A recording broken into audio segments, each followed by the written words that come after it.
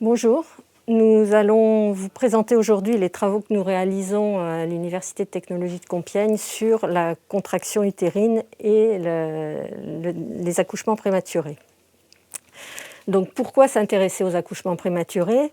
Eh bien parce que malgré tous les efforts développés ces dernières années par les personnels soignants, parmi les chercheurs et les obstétriciens, on n'arrive toujours pas à enrayer complètement un accouchement qui aurait démarré trop tôt pendant la grossesse. Donc un accouchement prématuré, c'est un accouchement avant 37 semaines de grossesse. Une grossesse, ça dure entre 39 et 40 semaines. Et vous avez à peu près en France actuellement 7% des naissances qui sont des bébés qui naissent prématurément et on n'arrive pas à réduire ce taux-là. Donc les accouchements prématurés ont des effets secondaires à court terme en termes de mortalité du bébé et à long terme en termes de séquelles neurologiques, etc., qui font que ça coûte très cher à la sécurité sociale et ça coûte très cher émotionnellement aussi aux parents de voir leur bébé naître prématurément. Donc l'idée des travaux qu'on a entamés à l'Université de technologie de Compiègne a été d'essayer de détecter le plus vite possible, le plus précocement possible ces accouchements, afin que les médicaments qui sont donnés aux femmes enceintes pour réduire ces accouchements soient le plus efficaces possible. Alors pour suivre les contractions utérines, il faut déjà comprendre comment fonctionnent les contractions pour voir si elles présentent un risque pour une naissance prématurée des bébés, il faut comprendre comment fonctionne une contraction utérine. Alors sur ce schéma, vous avez représenté un zoom. Quand on part de l'utérus de la maman, on rentre dans le muscle de l'utérus et on arrive jusqu'au plus petit élément qui forme cet utérus, qui sont les fibres utérines. Alors les fibres utérines, vous en avez tous. Quand vous coupez de la viande, vous voyez qu'il y a des espèces de fils à l'intérieur de cette viande. Ces fils, c'est les cellules musculaires. Pour l'utérus, ces cellules musculaires, elles sont beaucoup plus courtes que dans un bifect, par exemple. Elles sont microscopiques et elles sont organisées sous forme de différentes structures, en forme de paquets qui sont plus ou moins alignés les uns avec les autres. Et une contraction va commencer parce qu'une seule cellule va développer une activité spontanée.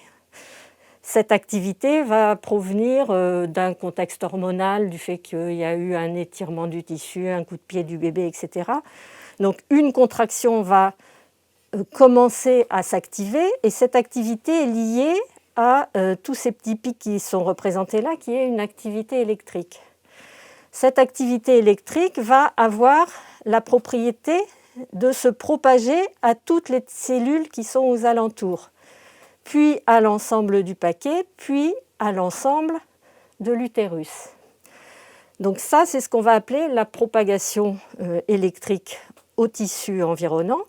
Et il existe un deuxième phénomène qui intervient aussi, qui est un phénomène mécanique qui va permettre de synchroniser l'utérus de manière à ce que les contractions soient efficaces. On va revenir dessus tout de suite après. Ce qui va nous intéresser, nous, c'est que cette activité électrique se propage non seulement dans l'utérus, mais elle traverse aussi la paroi abdominale de la maman. Et on peut, en positionnant deux capteurs qui s'appellent des électrodes sur le ventre de la mère, récupérer un signal, une bouffée d'activité électrique qui ressemble un peu à ça, qui va être l'enregistrement de toutes les cellules qui sont actives en même temps.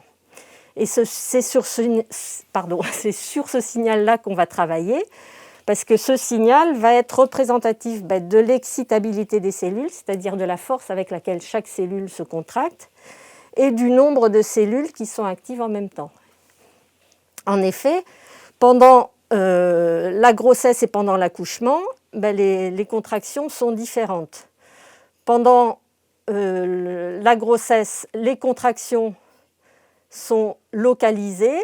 Une seule petite partie de l'utérus se contracte et fait augmenter très peu la pression intra-utérine. En termes d'activité électrique que l'on recueille sur le ventre de la maman, on va récupérer des petites bouffées comme ça. Pendant l'accouchement, toutes les cellules de l'utérus vont se synchroniser en même temps et on va récupérer une bouffée d'activité électrique sur la surface de l'abdomen qui aura des caractéristiques différentes. Et tout notre travail a été d'essayer de faire la différence entre ces contractions de grossesse normales qui sont inefficaces et des contractions d'accouchement qui sont beaucoup plus efficaces, qui poussent le bébé en dehors de l'utérus. Et si ces contractions arrivent trop tôt dans la grossesse, ça nous permettrait de détecter un accouchement prématuré. Donc pour ce faire, on dispose d'un appareillage qui nous permet de positionner, donc ici un réseau d'électrodes, on a 16 électrodes positionnées sur le ventre de la maman. On enregistre les signaux et sur un ordinateur, on va développer des outils qui vont permettre d'extraire de ces signaux-là des informations concernant l'efficacité de la contraction et donc le risque pour ces contractions de provoquer un accouchement prématuré. Donc, dans la suite de cette présentation, d'autres personnes vont vous présenter les 2 axes qui sont actuellement en cours à l'université. Le premier axe est vraiment ciblé sur l'analyse de ce signal électrique que l'on recueille sur l'abdomen de la femme, qui est l'électromyogramme utérin, qu'on appelle aussi électrohystérogramme, c'est son nom scientifique. Nous, on l'appelle EHG, c'est plus court. Donc, Dany Straté va vous présenter les travaux réalisés pour l'analyse de ce signal électrohystérographique sur des grossesses à risque afin de détecter les accouchements prématurés. Et Jolante Verwad va vous présenter le projet qui est le plus avancé dans notre domaine, qui est la modélisation physiologique de tous les phénomènes qui vont amener à cette contraction utérine, à l'efficacité de cette contraction utérine. Bonjour, je vais vous parler des travaux réalisés à l'UTC sur la modélisation des contractions utérines. Tout d'abord, on peut se demander qu'est-ce que la modélisation ?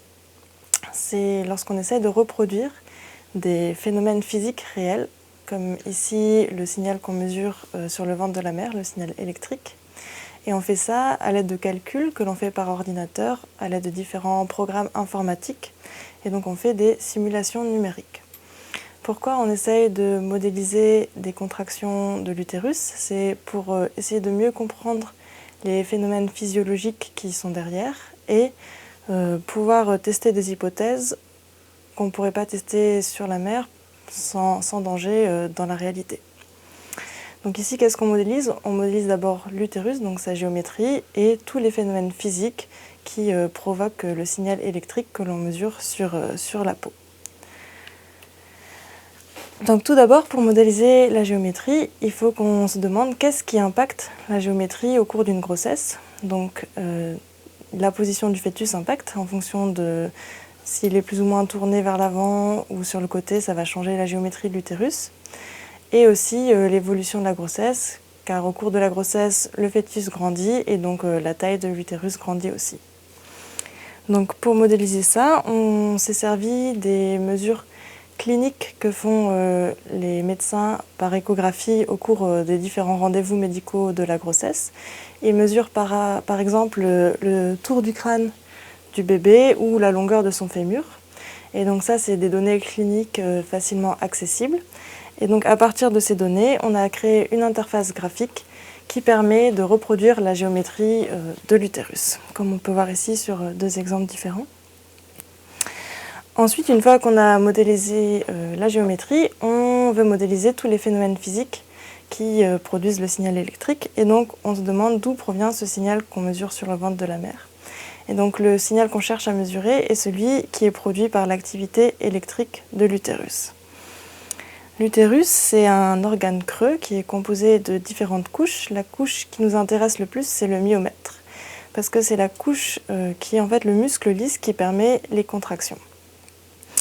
Et donc, on mesure les différents phénomènes qui ont lieu sur ce muscle lisse, qui sont à la fois électriques, mais aussi mécaniques, comme ça a été expliqué précédemment. Et donc, on voit là que l'intérêt de la modélisation, c'est de pouvoir tester différentes hypothèses sur, par exemple, les phénomènes mécaniques qu'on ne pouvait pas du tout percevoir en mesurant juste le signal électrique sur le ventre de la mère. Donc, ensuite, il faut modéliser les différents phénomènes physiques. Donc le muscle se compose de cellules contractiles et donc à l'intérieur de ces cellules, il y a un différent nombre d'ions, un nombre d'ions de différents ions et qui rentrent et qui sortent à travers des canaux. Et donc si par exemple beaucoup d'ions calcium entrent dans la cellule, ça va provoquer un phénomène chimique qui va faire que la cellule va se contracter et donc des forces vont être générées pour que la cellule puisse se contracter. Et ces forces générées localement vont venir déformer la globalité du tissu. Donc on voit qu'il y a déjà des phénomènes physiques et des phénomènes mécaniques qui entrent en jeu. Et donc lorsqu'on a une stimulation à un endroit, des ions rentrent dans la cellule, il y a une activité électrique qui se crée, qui va venir contracter une partie du tissu utérin et étirer une autre partie, ce qui va venir ouvrir des canaux ioniques dans cette autre partie, et donc des ions vont rentrer à l'intérieur des cellules dans cette partie du tissu et provoquer une activité électrique dans cette partie du tissu. Ensuite, cette activité électrique qui est provoquée, elle se propage d'une cellule à l'autre. Il faut aussi modéliser ce phénomène de propagation. Et donc on le modélise en prenant en compte une résistance électrique entre deux cellules utérines. Donc on voit qu'on a différents phénomènes physiques, donc des phénomènes électriques, mécaniques et chimiques, et qu'il faut modéliser ces phénomènes à différentes échelles, à l'échelle de la cellule, tout comme à l'échelle du tissu utérin. Donc là, c'est un exemple d'une simulation qu'on a réalisée.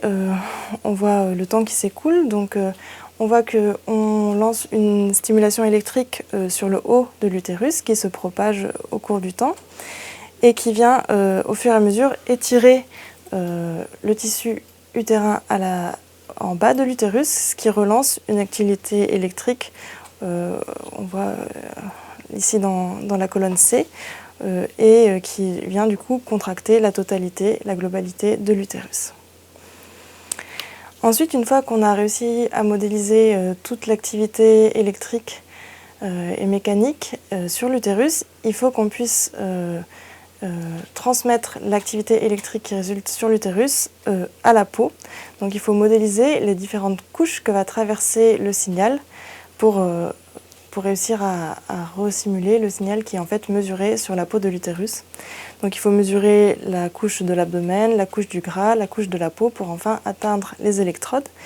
Et le transfert va dépendre des différentes propriétés de ces tissus et de leurs épaisseurs.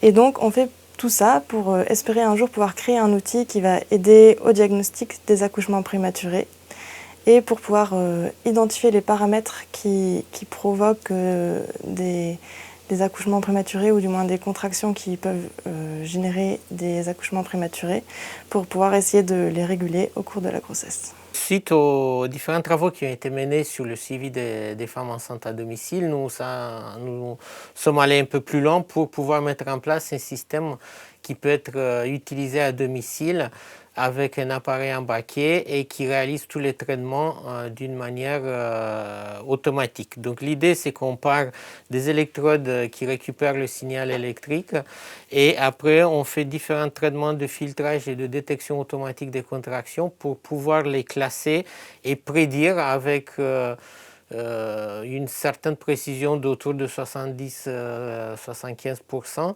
la possibilité d'avoir un accouchement dans la semaine qui suit la mesure ou pas.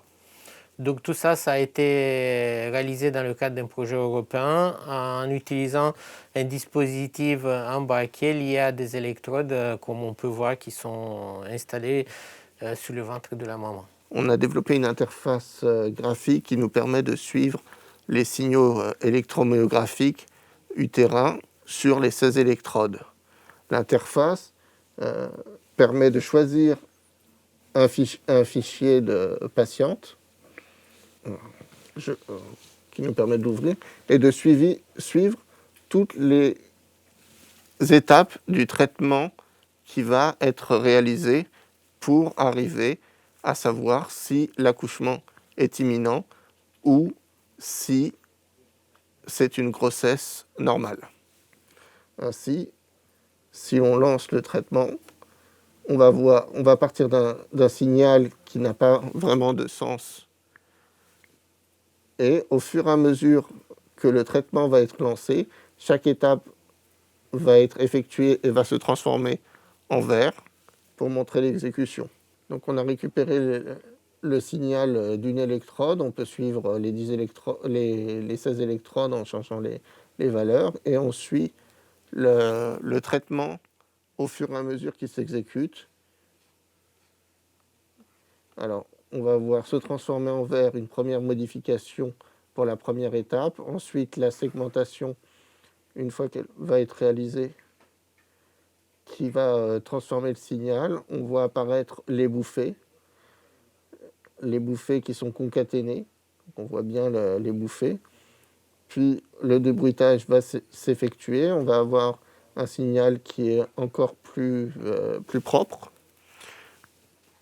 pour pouvoir faire le traitement et déterminer si c'est une contraction imminente, une contraction qui appelle un accouchement imminent ou une contraction naturelle de grossesse.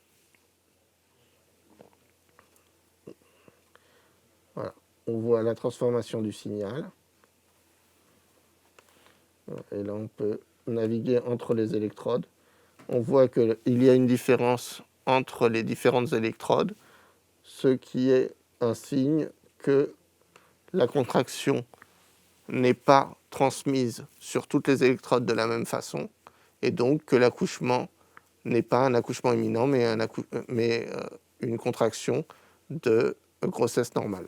Donc tous les travaux que nous venons de vous présenter ont pour but de développer un système de diagnostic des menaces d'accouchement prématuré, donc qui s'intéresserait à la surveillance des femmes présentant des grossesses à risque, et ce dans 2 contextes différents. Donc le premier contexte, c'est dans le milieu hospitalier, où la vidéo qui va suivre va vous présenter la manière dont l'appareillage pourra être mise en place sur une femme qui arrive à l'hôpital pour une surveillance de grossesse. Les données seraient ensuite recueillies et traitées à l'hôpital lui-même. Le deuxième domaine d'application des outils de surveillance des grossesses à risque que nous voulons développer est la surveillance à domicile. Donc pour ce faire, comme vous pouvez le voir sur le schéma qui est présenté là, les signaux seraient enregistrés chez la femme elle-même à le domicile, qui par exemple positionnerait le capteur sur son ventre tous les soirs avant d'aller se coucher. Les enregistrements dureraient toute la nuit et au réveil, la femme débrancherait le capteur et transmettrait les informations vers un centre médical où les traitements seraient effectués.